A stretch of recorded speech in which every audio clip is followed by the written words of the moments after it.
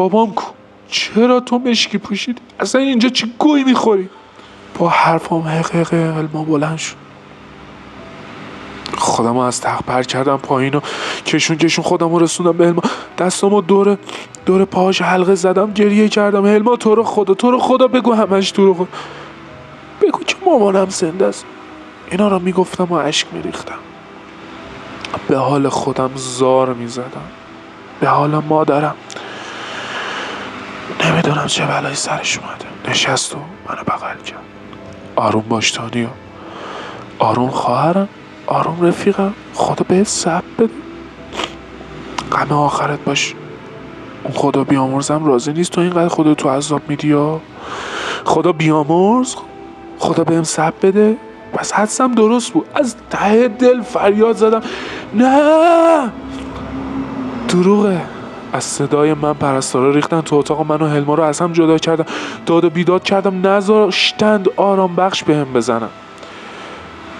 چشم به یه مرد سیاه پوشی که به دیوار تکیه داده بود و به من نگاه میکرد افتاد. بابا. آروم شدم. دستای پرستارا رو کنار زدم و آهسته به سمتش رفتم. نه امکان نداره تو بابای منی. چقدر شکسته شدی.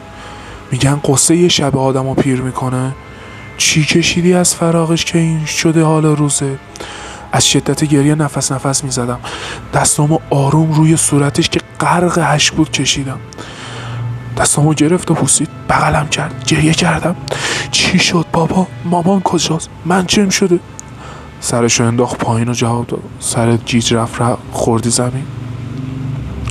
سرت خورد به لبه صندلی. زیاد عمیق نبود که بخوان بخیه بزنن، اما از دیروز بیهوش بودی. گفتن که از استرس، فشار عصبیه. دستمو روی پیشونیم کشیدم. آه بلندی از درد گفتم. باند پیچی شده بود ولی درد زیادی داشت. مامان چی؟ تا اینا گفتم دوباره اشکم جاری شد.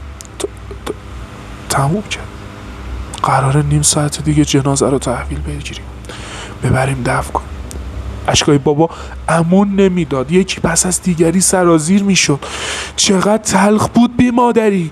چقدر دوست داشتم دوباره ببینمش. هلما داشت با بابا حرف میزد ولی متوجه نشدم چی گفت. تانیا من میرم واسه کارهای اداری بیمارستان و بعد از اونجا با آمبولانس میام به زهرا. تو هم با هلما برو دخترم. هلما اومد سمتم، دستمو گرفت و آروم سمت حیاط بیمارستان راه افتادیم.